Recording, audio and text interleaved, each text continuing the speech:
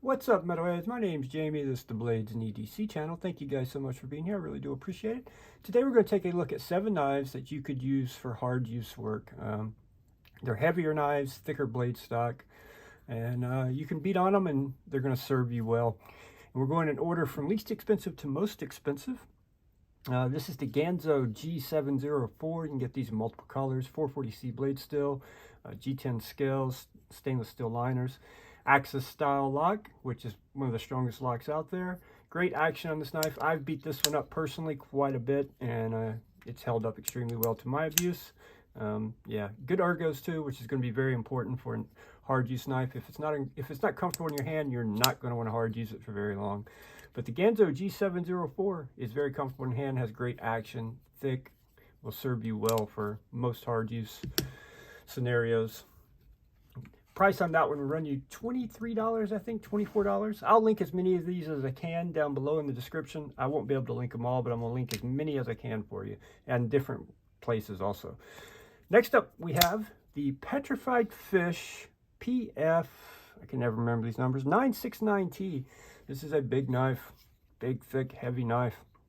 K110 blade steel, so not, it's not as stainless as, say, 440C, but it's a very strong steel. It will take a beating. And keep going. This is another one, thick, it's heavy. This is not a lightweight EDC knife. Whoops, missed it. It's a heavy, heavy knife. And you could beat the crap out of this thing. Liner lock, but it's a thick liner, so it's not, like some of the smaller liner locks. It's very thin, which those would still probably hold up, but this has very thick liners in it. Again, very good ergonomics with this knife. Feels fantastic in hand. This one is heavy also. All these knives are kind of heavy. Actually, they all have a little weight to them now that I'm looking at them all, but they're all on the larger side also. But this one is only like $35, I believe, $37, somewhere right in that range. Comes with a titanium clip also, which doesn't matter for hard use, but it is nice to have it. Great knife, big beefy knife that if you got to do some hard task at work or something like that, to where, say, maybe your bug out won't hold up to it, these knives will hold up to most anything you would use a folding knife for. Next up, the Miguron Pelora. This one's just thick and chunky, thick blade stock. Again, all these are in that 150 thousandths range blade stock. This one is 14C 28N blade steel. It is a liner lock also. Liners on this are not as thick as that Petrified Fish, but I still think it would be just fine. Pocket clip's not reversible on this one, by the way. Titanium pocket clip, great action. Full flat grind, so it's going to be an excellent slicer. And again, I think 150 thousandths on the blade stock. Very thick and chunky, very comfortable in hand. Pretty neutral ergos overall on this, but yeah, it feels really good in hand. Very hand filling. You can cut with this thing for an hour, hours at a time, and you're going to be just fine. All these you'll be able to. Great ergos, thick, beefy chunkers, basically. That is the Miguron Pelora, and that one runs about 50 bucks. Next up, we have the CMB Knives Predator V2. This is the V2 with 14C 28N blade steel, another axis lock, so you get excellent lockup. You got a pretty thick crossbar in there, so yeah, this one very ergonomic, extremely ergonomic. These micarta scales are contoured. You can get these in multiple colors. You can get them with or without a coated blade. With the coated blade, you're going to see the use of much easier than you will with a non-coated blade or like a stonewash blade. But deep carry clip that is reversible on this one. I think the blade stock on this one's only 140 thousandths, which is a little thinner than some of the others, but still pretty thick blade stock. Great action, great ergos. You can beat the crap out of this knife and it's going to serve you very well. There's no doubt in my mind. And this one runs about $70. Next up, now we're getting into the more expensive land here.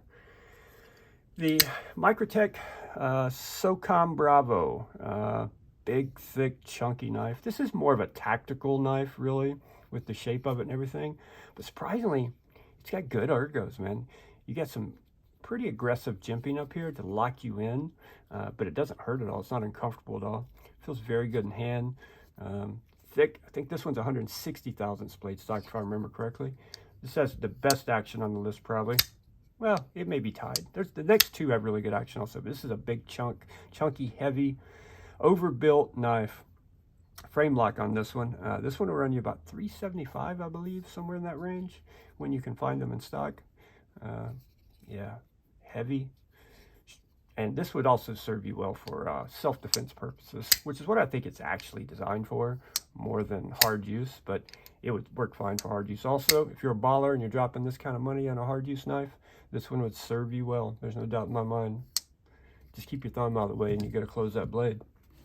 Next up, the biggest knife on this list, the Spyderco Subvert. Giant heavy knife.